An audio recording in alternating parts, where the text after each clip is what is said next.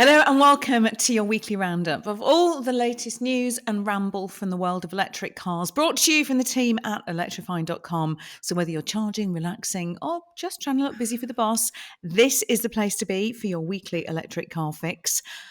On this week's episode, we drive the smallest, the largest, and one of the fastest new electric cars coming our way.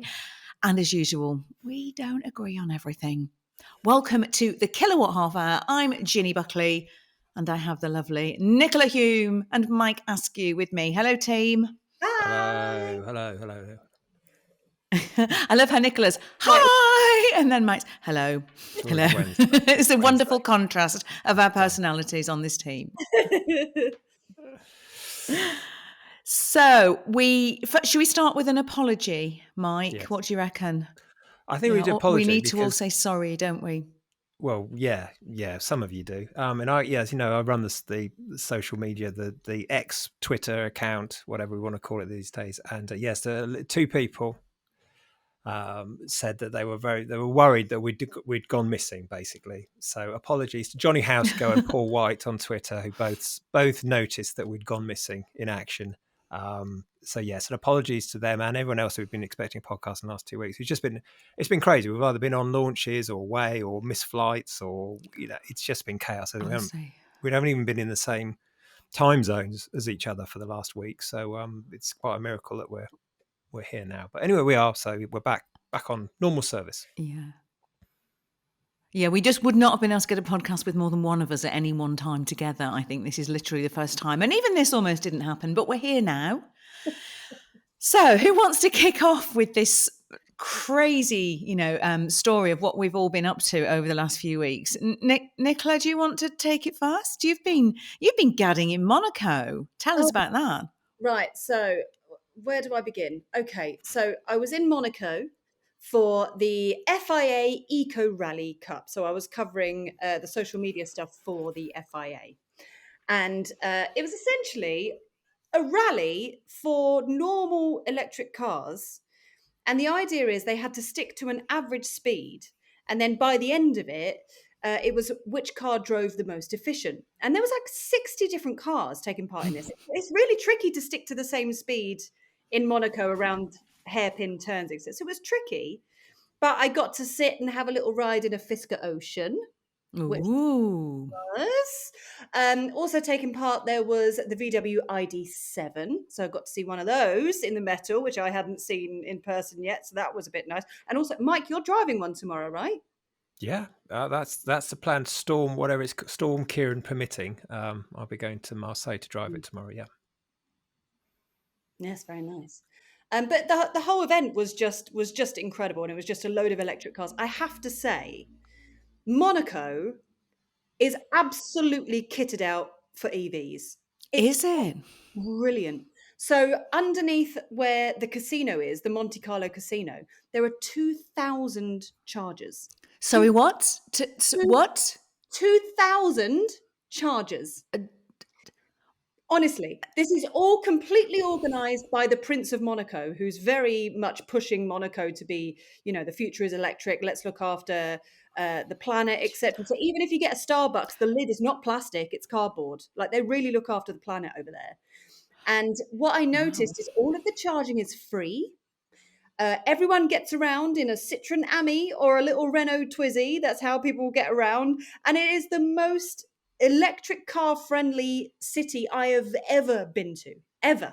It was so fascinating.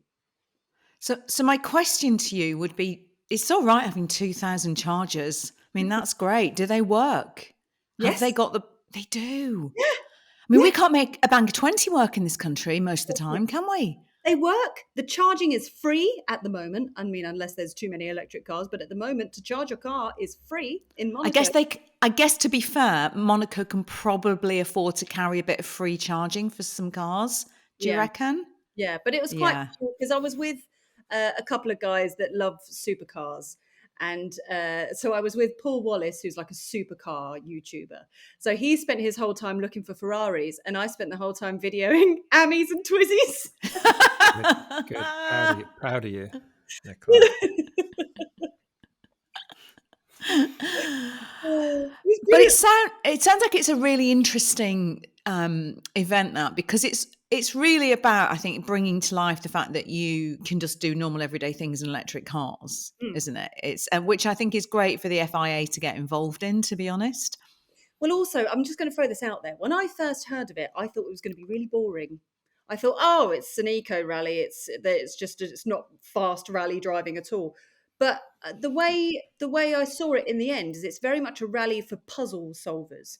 It's for a car that can take a corner quickly, but also you need to stick within a second of the time limit they give you, stick to the average speed, and then try and be the most efficient while going up and downhill and hairpin turns. It was so fascinating. It's a really good event, actually. I'm Yeah. hoping that next year I love that. I love that description of it being a rally for problem solvers. Have you been to Formula E, Mike? Have you ever been to a Formula E race? I can't remember if you have. I have years ago. It was like the first generation one, so I haven't been since, I'm afraid. But yeah, I've been to the early one. Because we have two of the big faces of Formula E. One of them, Nikki, is not here with us because she's still off on maternity leave. But I know you've been doing quite a bit of work with Formula E as well, Nicola. And I think for me, I went along to a Formula E race thinking, oh, that's going to be really boring, and it's oh dear, and that's not going to be as fun. But actually, it's really quite exciting Yeah. because you get to those kind of final laps in the race where they're all trying to work out how much battery they've got left, and what speeds they can do, and there has a different kind of excitement, of course, to the excitement you get with traditional racing, but it's still really entertaining. Go. While I was in Monaco, I also saw the BMW Icon electric boat. Oh, we need one of those. You put Yeah. a picture of that on the WhatsApp group, and it's only €2 million, and we've decided we need one for the team. Yeah, so I'm going But to try and blag one for like a, I don't know, yeah, long termer or something like that. See if I can get a long termer Icon. But it runs yeah. on it runs on 6 of the same batteries of basically what's underneath a BMW i3. It runs on 6 of those, and it will do like 50 knots, which is about 40 miles an hour, something like that. I've been trying to work it Yeah. out. I don't really understand nautical miles, but it was a very fancy thing. It was so exciting to see, and all the chargers around the port, around the harbour for all the electric boats was really cool. Very good. And Mike, what have you been up to? Have you been hobnobbing with, the rich and famous in any cities around the world? Not really. But while we're on the subject of Formula E, I think perhaps, to liven it up, they should perhaps have to sort of charge in public. I think that maybe so they're driving around that last few laps. They've got to get to that single Instavolt charger at McDonald's before someone else does. And I think that would really, liven up the spectacle for TV. Anyway, I've been in Barcelona driving the new EX30, Volvo EX30, which very unusually, we've had 2 bites of the cherry on this one because you've been able to go and drive it when you went to do the video on it, which comes out next Monday, I believe. And I got to drive it for the sort of online review. So it's been a case of comparing the notes the last couple of days, hasn't it? It has, and it's interesting because there's obviously two versions of that car, the EX30. There's a single and the dual motor version, and of course, the single motor is the more affordable car that you will be able to get for is it 31,000, isn't it, that one? But of course, the models that we drove were not that, and I had a single motor long range. We can't talk about how it drives, but you drove the much faster one, didn't you? You drove the dual motor. And I think privately, it's really been interesting. These will be some interesting reviews, and we've only got a video of the one, sadly, so far. But yeah, as usual, we're a slight difference of opinion that we probably can't say too much about at the moment. But we'll be able to talk a bit more about that next week, perhaps. Yeah, I think so. I mean, yeah, one's quite different to the other. That's all I'm gonna say at the moment. Let's just say that one's quite different to the other. That's a good way. Okay, so one of the things that I found interesting about the EX30 is I've been doing a lot of talk on different radio programs and stuff recently, and lots of people asking about sustainability of electric cars and the batteries and the overall emissions. And of course, we know electric cars produce more emissions in their manufacturing because of the battery than petrol or diesel cars do. And of course, that's paid back over time. And I think we've done a video on that somewhere here on the YouTube channel. But I was talking to the interior designer out on that event last week with the EX30, and the interior, if you haven't seen it, hopefully Manos will put some photographs in so you can see the interior. If not, you'll have to head over to electrifying.com and have a look on there or look at the video. It's very pared back. Lots of recycled materials in there, and it's actually the most. It's the Volvo that has used the least carbon in its manufacturing, so it's the most carbon efficient in its manufacturing process. And one of the things that the car's got is not many buttons and switches. It's all in this sort of central screen. Now, as you know, I do quite like a few physical buttons. But I was chatting to the interior designer, and obviously they've really tried to keep costs down on it. And she was saying, well, obviously, if you're having fewer buttons and switches, it's less parts to manufacture, it's less tooling, all of that. It must save money. And she went, yeah, but that's not the real reason we've done it. The real reason we've done it is to save on emissions. Because if you can reduce the number of parts in a car, and you just think about it, a car has several thousand, probably more parts going into it. I've got the figure somewhere, I'll dig it out for next time. But even if you can start reducing those parts and start reducing the number of switches and buttons around the car, that reduces the number of the tooling for those, the materials used. So it was all those kind of little incremental things that they did to help reduce the overall carbon footprint of its manufacturing. So it did make me actually like the fact that there were no physical buttons a little bit more.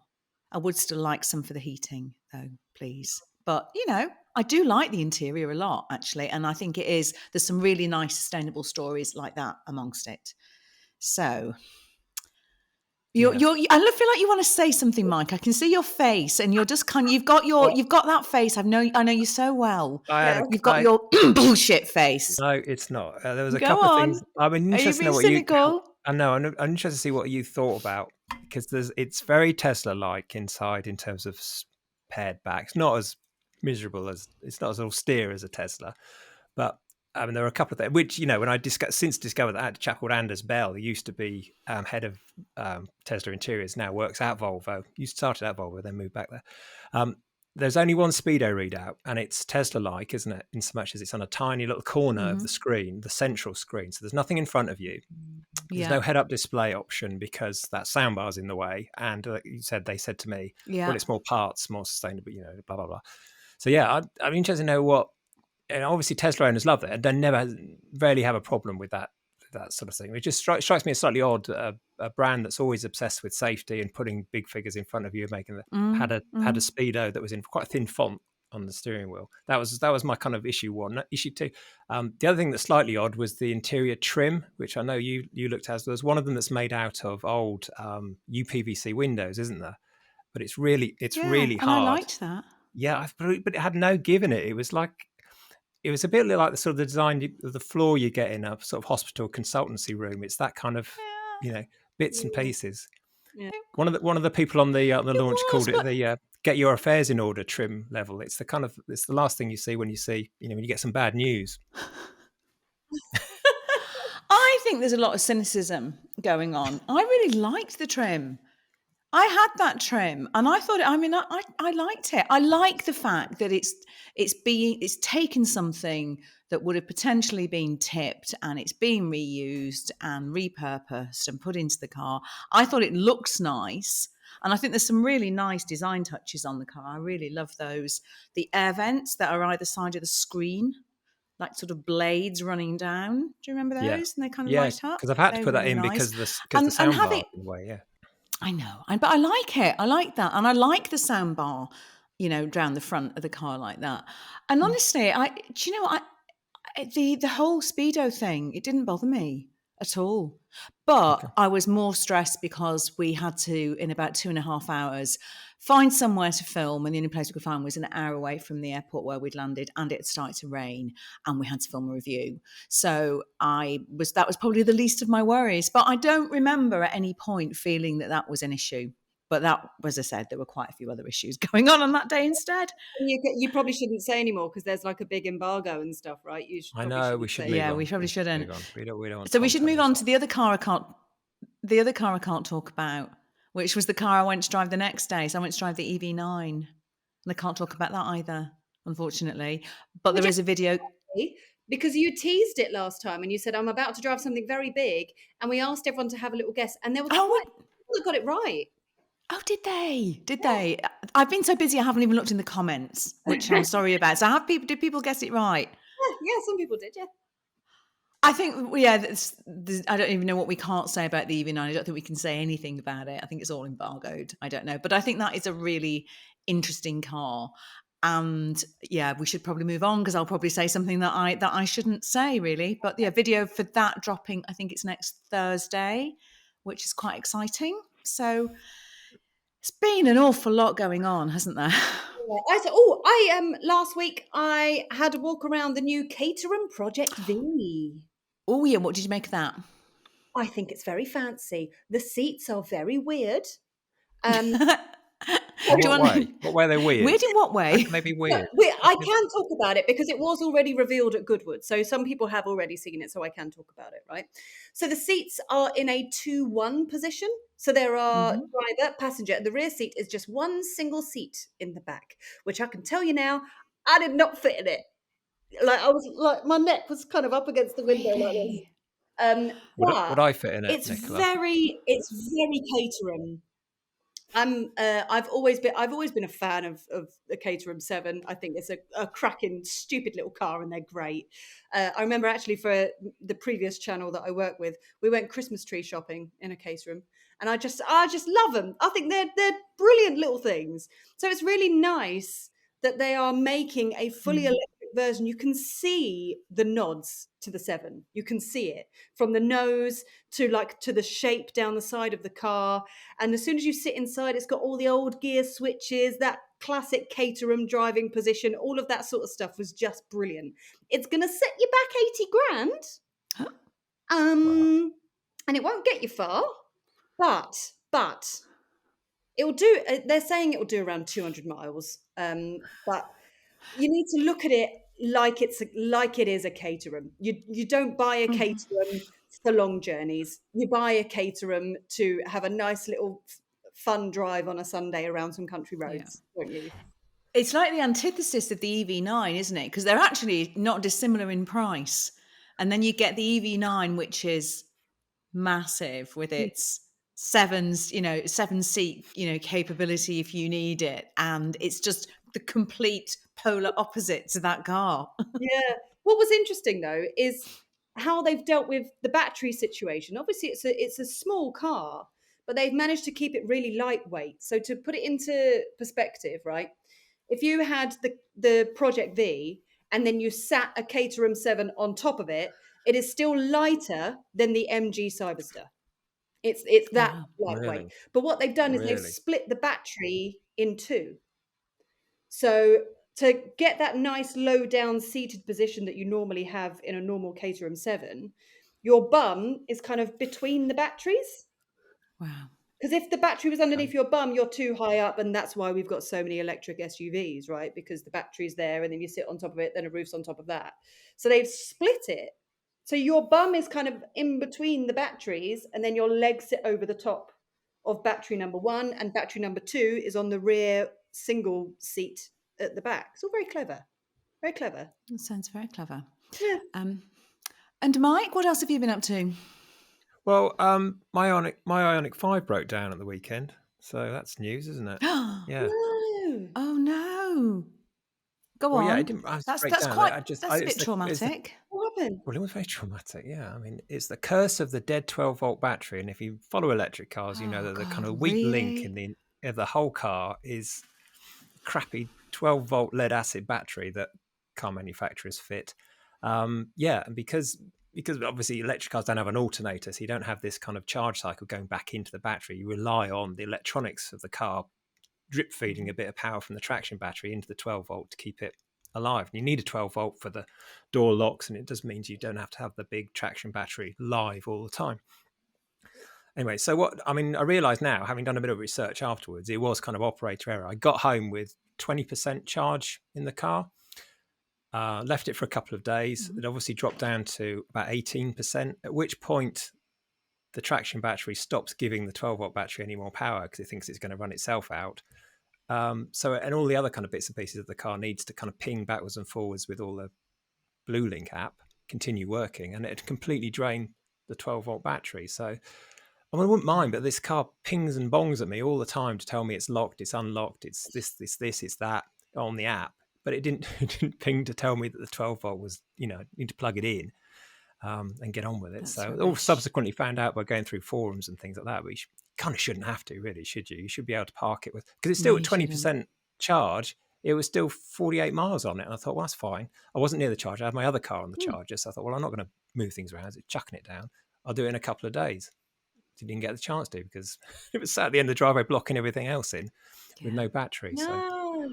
just annoying. Oh, I mean, that's a I was only getting the nightmare. tip and I was only getting the tip and park run. It wasn't exactly, trying to catch a flight, but I did have the luxury of being able to stick on a charger overnight. But it's annoying, isn't it? All this technology. And You it's would. a bloody 12-volt battery. You just would also think that this shouldn't be a thing now, and we know it's quite interesting because we know that batteries are such a big concern for consumers. So I was looking at some stats earlier today, and it was something like only 8% of people. We did this massive survey over the summer of 11,500 drivers around the UK, most of whom were not electric car drivers actually. And like, what their worries, their concerns, and only 8% said that they would feel confident buying a used electric car, for example. And the biggest reason they gave was worries about the battery lasting. And actually, the great irony is that the main battery, I've never really experienced any issues with that. 12-volt batteries, on the other hand, this has been a running thing ever since we launched the business. I can think of loads of occasions where, it's the 12-volt. There was another car, was it the MX-30 we had The loads of MX-30, 12-volt that issues perennially, with? poor old Tom used to have to spend the money he spent on train fares with owning that car because he'd get to it, wouldn't it? And the 12-volt would be dead. It was like, The 12-volt would at have least, gone. at least once a month. That was doing And it, wasn't it? it's kind of frustrating that that is still a problem. It just shouldn't be, should it? No. I gather from when I put it out on social media, obviously, lots of advice, which some of it's useful, which is brilliant. Thank you very much. But also a lot of people sort of pointing out that Tesla sort of had this problem 5 years ago and switched everything to, they still have 12-volt, but they're lithium ion 12-volt, which are far more robust than the lead acid ones, which is kind of 90-year-old technology, isn't it? So Teslas are less affected by it, but they were previously, but they've kind of, again, probably slightly ahead of the curve in terms of it. I'm sure it costs them more to fit lithium ion 12-volt batteries than it does lead acid ones, which, and is what you were saying earlier, it all comes down to cost, doesn't it, for manufacturers? And if they can sneak a few euros, a few quid on the 12-volt, then they will. So, but it does need addressing because you shouldn't have to think, I've got 60 miles in here, I better plug it in just in case it's going to drain the 12-volt battery. So annoying.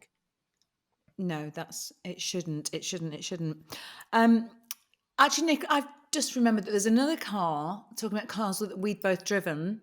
You and I have both driven the same car, I think. Have we? We've both driven the i5, BMW i5. Yeah. Yes, because you've driven it for a video review, which is going to go live soon, or has It's up it? Oh, it's now. not gone live. It's up live. Of course it is. Sorry. And then I actually drove it on a BMW thing about a week ago. Do you want to talk to me about the indicators? They're too ticky, but no one uses it. It's a BMW, so it doesn't matter. Indicator noises don't matter in a BMW. It's funny. Are we still saying that gag? Are we going to do a Skoda joke next? What's going on? Are we recycling? But that one is true, I think. Whereas Skoda's, as you and I can both say, because I am heartbroken because my Enyaq is due to go back in a couple of weeks. I've eked out every moment I can in that car. Skoda jokes belong in history. BMW drivers generally do not indicate that. It's just a fact. Right. Okay. Yeah. It's fact, Nicola, isn't it? To be fair, I think that video did pretty well purely because of that opening comment in the. But there's loads of different drive modes that you can use in it.